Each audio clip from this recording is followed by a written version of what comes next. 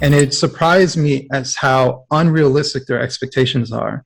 Where nearly every woman says they want a man who makes $100,000 a year, despite her age.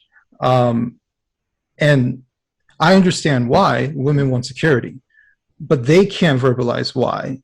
And they're so stuck on that number that they discard good men along the way.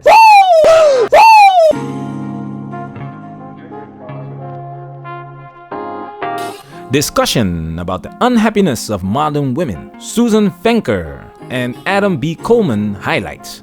Welcome to Manosphere Highlights Daily. Suzanne Venker and Adam B. Coleman had a nice hour-long interview about his article, Why the Modern Woman is an Unhappy Woman.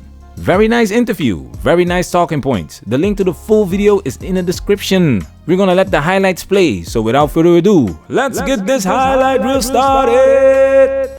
I guess doing the research with the book and just really looking deeper at, initially, are women happy?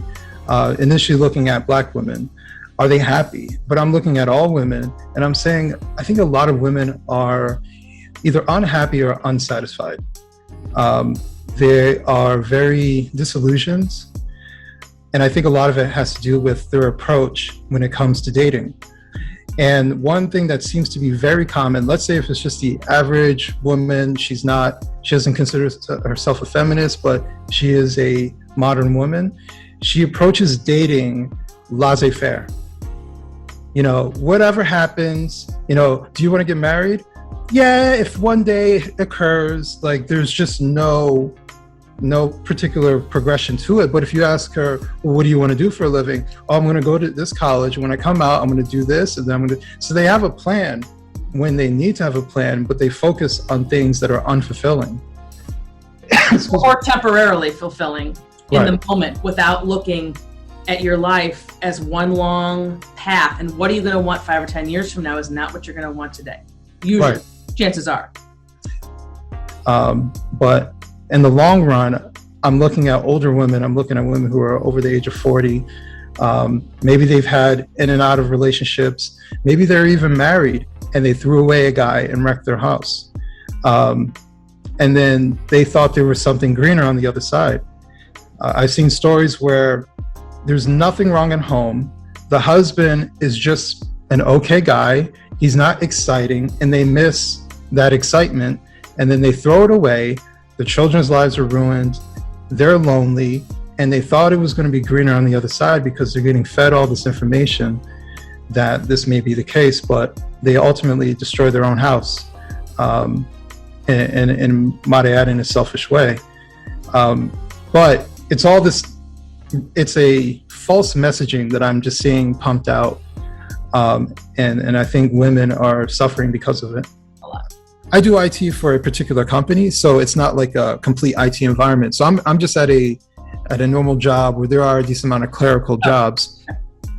And if I was to ask the women that I work with, and funny enough, most of them are Hispanic, you have the choice. Have a man who take care of you, stay at home, take care of your children, or just come to work. They would easily say, go home and take care of the children. So I can see how they handle the day-to-day work stress versus the guys. Yes. Versus someone Right. like myself. Right. Or to embrace it. And so it's this, well, you write about it in here. So let's get back to this article. You said women in their 20s are extremely conflicted between what they naturally desire and the modern social demand for independence from men requires. In order for her to have a successful marriage, she needs to find a way to coexist with men, but at the same time, she feels that men are optional. Right. Because they've been taught to compete and to live alongside, right? And to be interchangeable rather than what I'm arguing, what you're arguing, which is equal in value, but different by nature. And you can have both. You can embrace, in fact, that's been the whole sad part of this whole messaging over the last 30 or 40 years, is that it was never the way culture insisted that it was. Women were held up in higher esteem back in the day. Mm-hmm. They weren't oppressed the way that they were not oppressed. They were held in greater esteem. And that is something that by itself doesn't even sound right. Just my saying it doesn't sound like, what do you mean? That's not true. because that's how convincing the message has been. Right.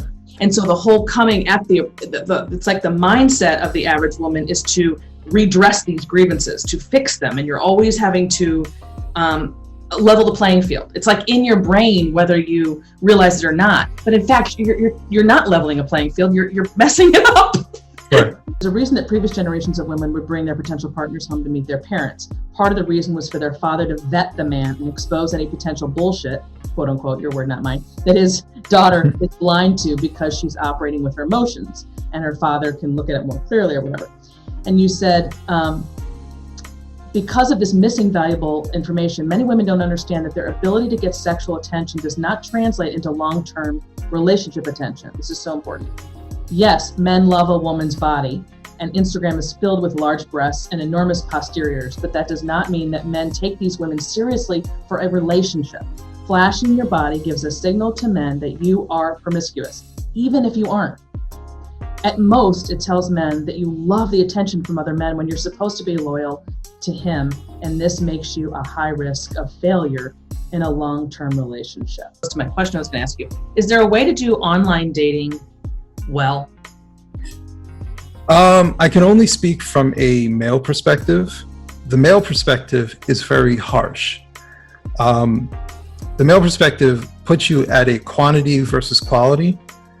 So you can't really be selective as a guy because you're like, oh, she has a nice profile and she's pretty.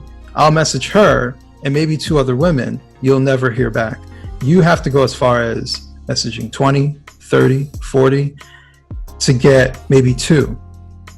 So it's a very different strategy as a guy to have some sort of success. And that was what I had to figure out. And that's how I was able to date and have, I had some girlfriends come out from it.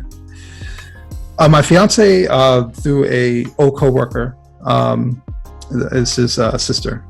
But yeah, we met in person. I didn't do the online dating when it comes to that. And it's harder to do that.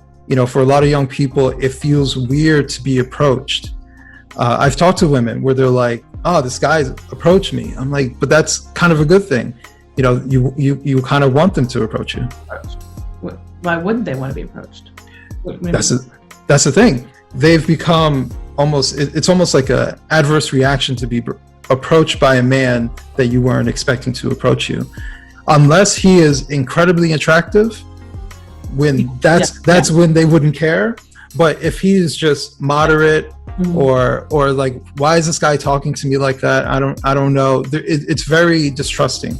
But if they have a computer screen or a phone, then they're more likely to just give that person, because now they have a buffer. Yes. Well, I get that. I mean, yeah. This video has officially been highlighted.